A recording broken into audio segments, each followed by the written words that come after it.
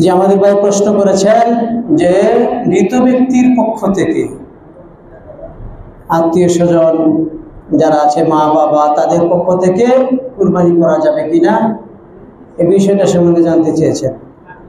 তুমি ছবি তুলো, ভিডিও করতে হবে না, একটু ছবি উঠে নিয়ে চলবে।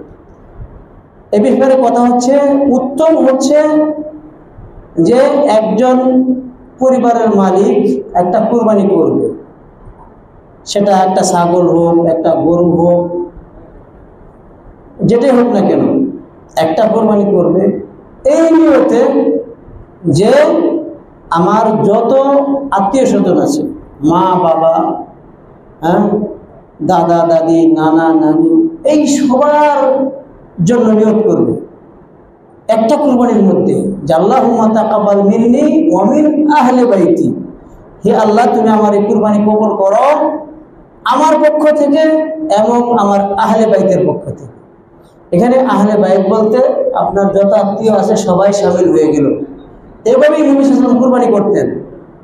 তিনি এই কথাই বলতেন, আল্লাহুম্মা তাকাব্বাল মিন্নি ওয়া মিন আহলি বাইতি, এই কথা বলে বিসমিল্লাহি আল্লাহু আকবার বলে কুরবানি করতেন। এটাই হচ্ছে সুন্নাতসম্মত রীতি।